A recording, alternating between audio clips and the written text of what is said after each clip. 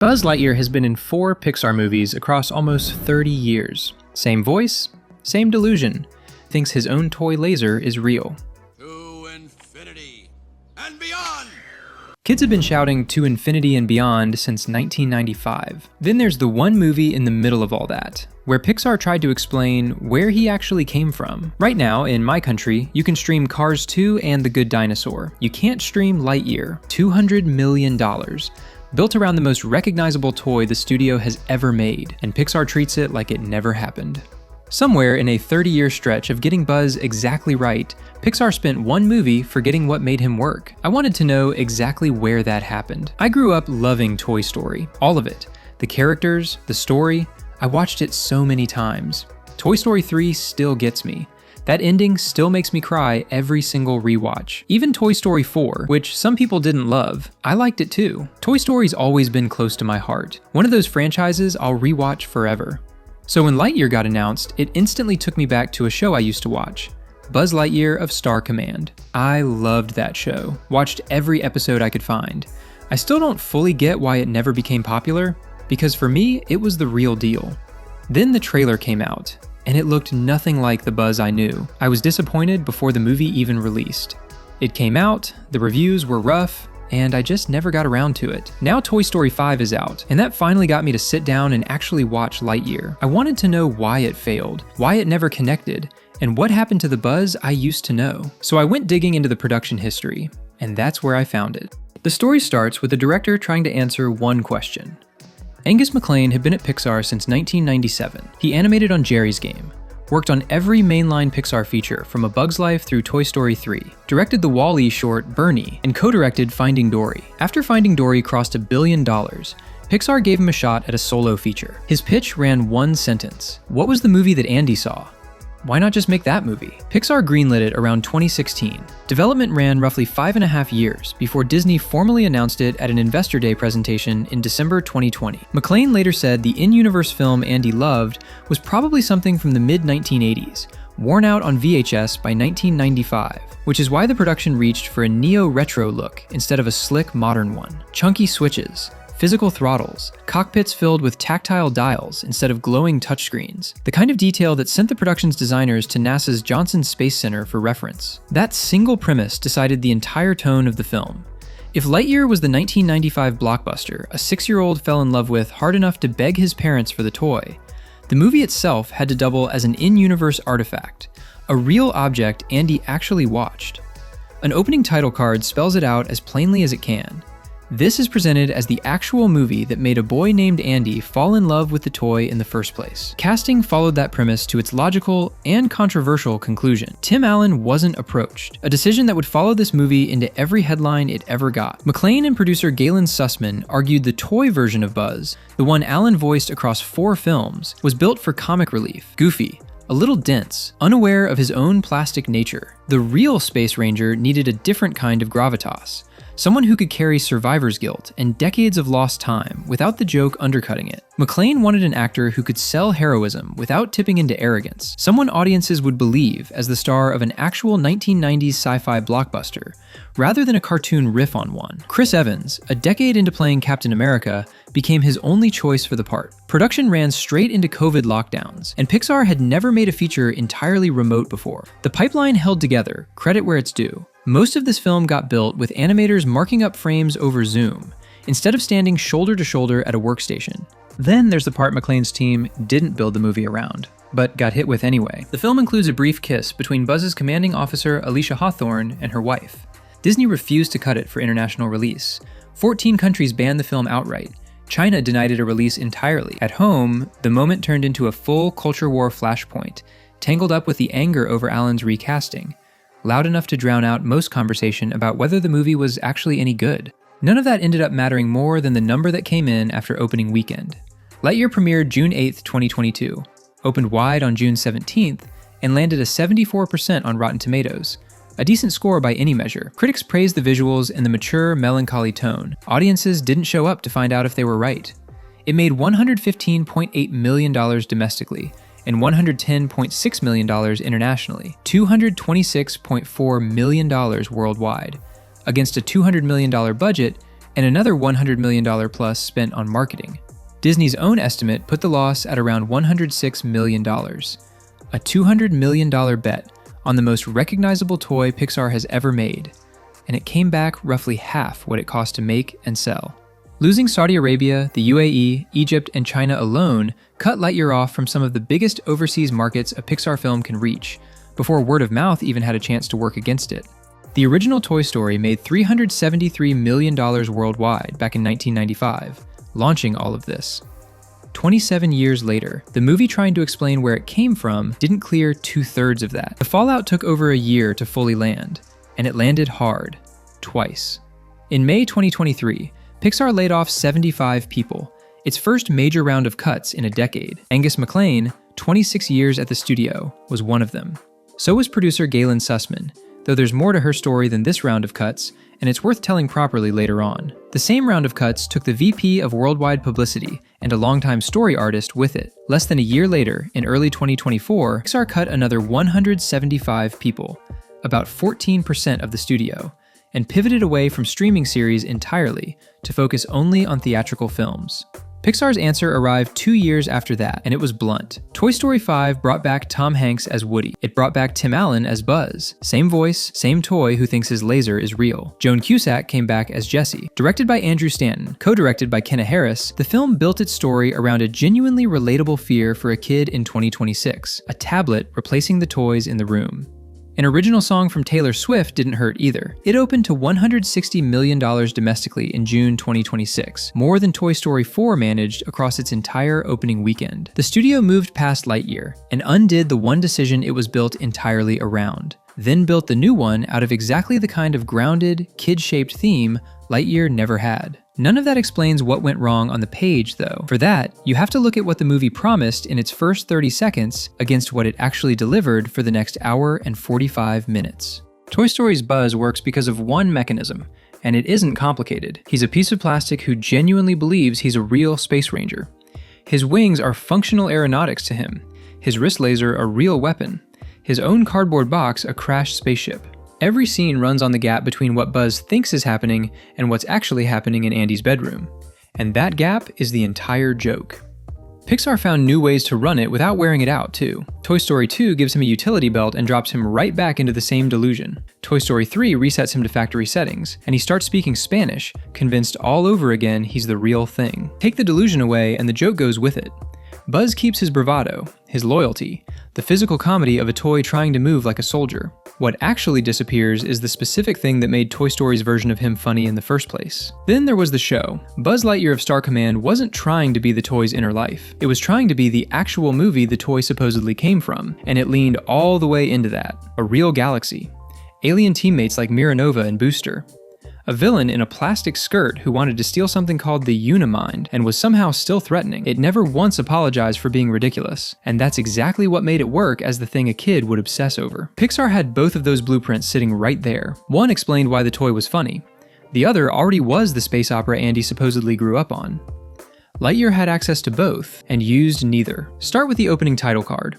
It makes one exact promise. This is the movie a 6-year-old in 1995 fell in love with hard enough to make it his favorite toy.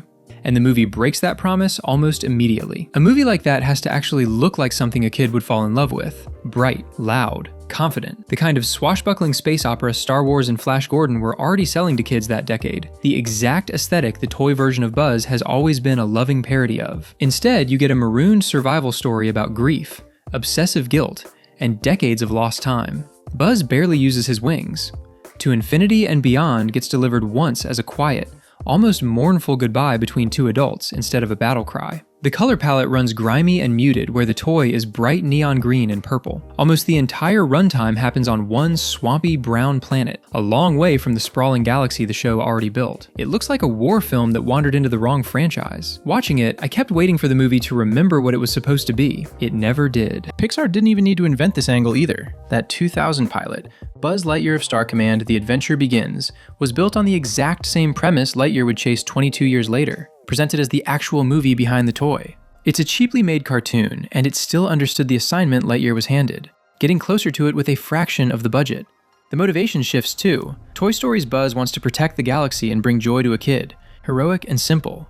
Lightyear's Buzz wants to correct one piloting mistake, and that guilt swallows every other part of him. 6-year-olds don't dream about becoming accountants, they dream about becoming astronauts, knights, pirates, superheroes. Pixar's always understood that trick. Toy Story hides identity, purpose, and existential dread inside plastic toys, so a kid absorbs all of it without ever feeling lectured. Woody becoming obsolete is existential. Buzz discovering he's not real is existential. Because they're toys, a kid just calls it a fun movie. Pixar strips that protection away here. Instead of a toy working through an identity crisis, you get an adult working through career regret, lost decades, a missed friendship. Nothing hides it anymore. The fantasy of growing up to be Buzz Lightyear turns into a warning about growing up to be someone who missed his whole life chasing one mistake. Toy Story Buzz makes a kid think, I want to be him. This one makes an adult think, I hope I don't become him. The mechanics make the mismatch worse too.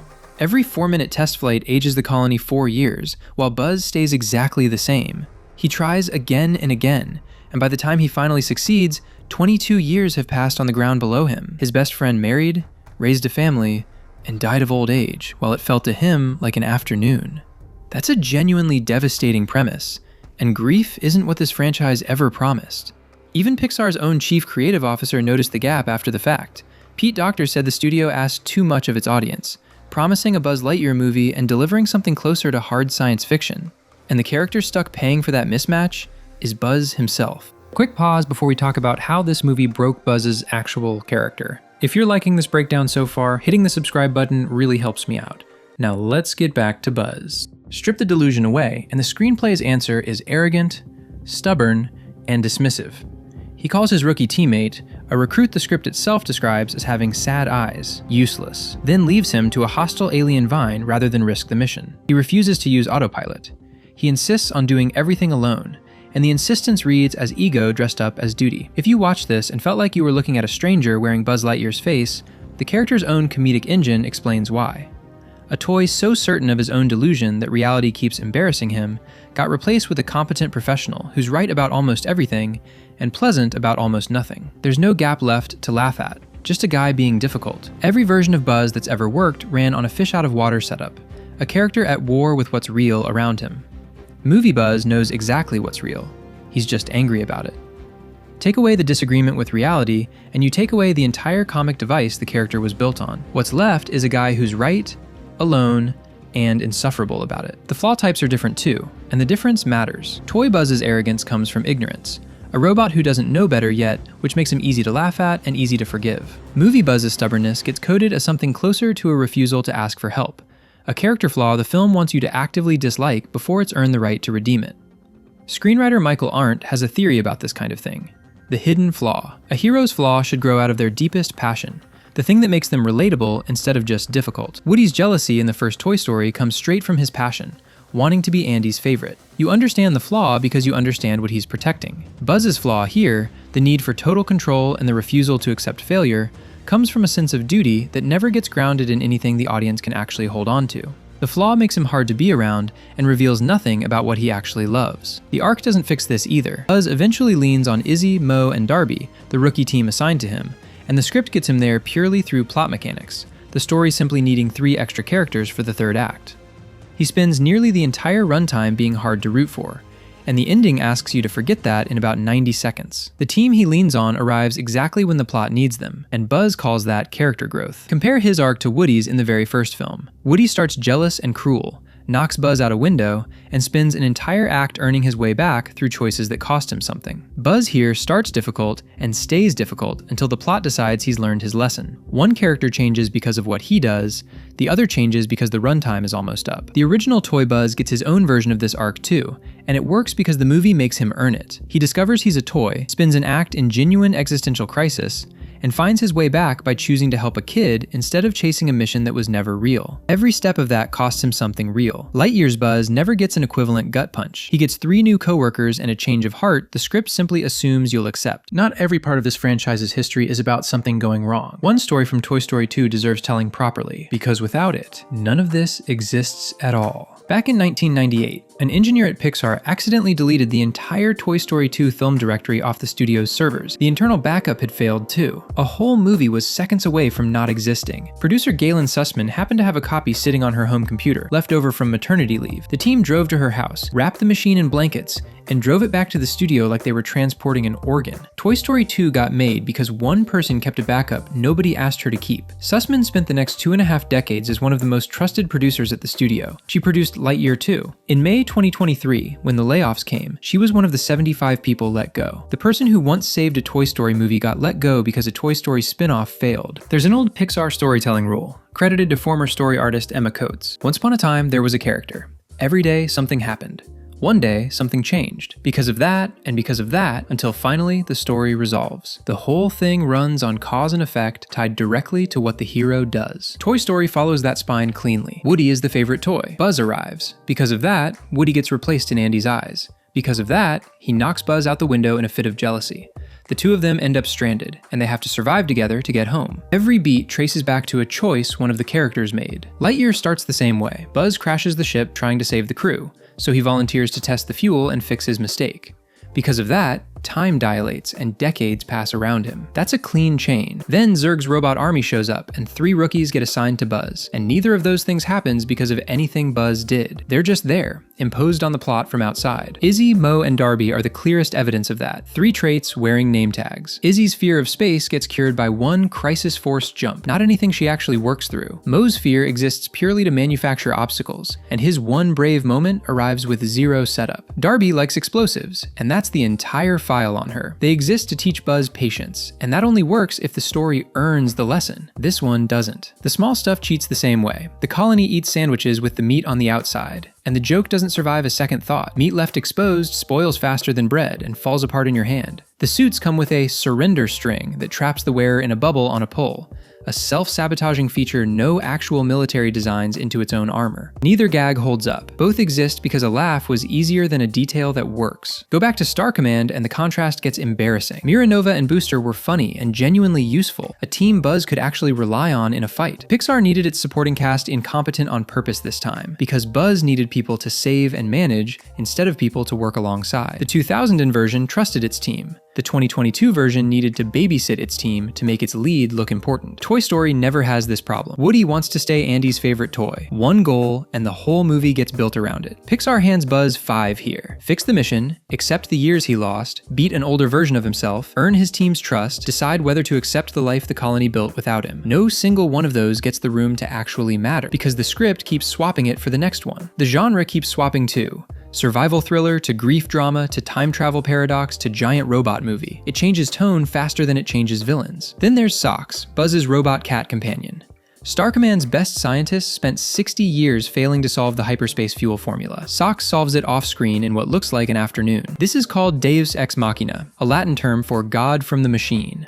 A sudden outside force that solves a problem the story itself couldn't resolve honestly. Socks comes built for exactly that job, tactical loadout and all, welding laser and holographic projector included. Every time the plot backs Buzz into a corner he can't think his way out of, the cat gets deployed instead. Buzz never actually has to be resourceful, he just has to own the right pet. By the time old Buzz shows up, I wasn't rooting for anyone anymore. Not the hero, not the villain, not the cat. I just wanted the movie to pick one story and commit to it. Toy Story 2 already had a Zurg joke, and it was a good one. He was Buzz's toy universe father, a straight parody of the Darth Vader reveal, plastic skirt and all. MacLane and his team looked at that joke and decided it didn't carry enough screen time to land emotionally, so they threw it out and replaced it with something far more complicated. The replacement comes with its own punchline, whether it means to or not. Old Buzz says his robot army can't quite pronounce Buzz, and what comes out sounds like Zurg. Buzz is about as simple a sound as English has. Getting from that to Zurg requires machinery doing something closer to inventing a new word than mispronouncing an old one. Critics mocked the explanation for sounding like a placeholder nobody bothered to fix, and it's hard to argue with them once you actually sit with how the two words are supposed to relate. Underneath the joke is a much heavier idea. The Zurg of Lightyear is Buzz, an older,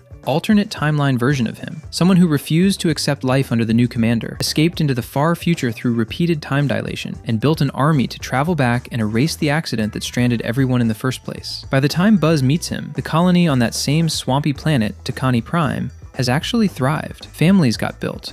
Full lives got lived. Old Buzz is willing to erase all of it. Alicia's entire family line, granddaughter included.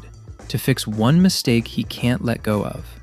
On paper, this carries real weight. Fighting the worst version of yourself is a legitimate idea, a way to make a theme about accepting failure literal instead of just talked about. The theme the film actually wants to land is about accepting the life you built instead of chasing the one you planned. Old Buzz is that lesson refused entirely. A man willing to erase every life on the colony just to get his planned life back. That's strong material.